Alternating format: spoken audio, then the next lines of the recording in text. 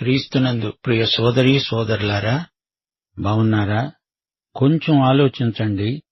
హృదయము నిండి ఉన్న దానిని బట్టి నోరు మాట్లాడుతుంది. నీ హృదయం నిండా దేవుని వాక్యముంటే నీ నోరు దేవుని వాక్యాన్నే మాట్లాడుతుంది.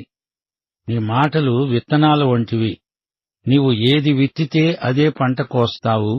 యేసు ప్రభువని నీ నోటితో ఒప్పుకొని దేవుడాయనను మృతులలో నుండి లేపాడని నీ హృదయమందు విశ్వసించిన ఎడల నీవు రక్షించబడతావు.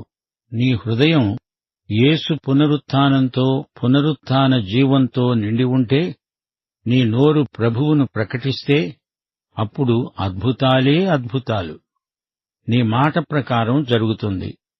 మన మాటలకు క్రియలకు అద్భుతమైన ఫలితాలు వస్తాయి. రోమాపత్రిక 10వ అధ్యాయం 9వ వచనం.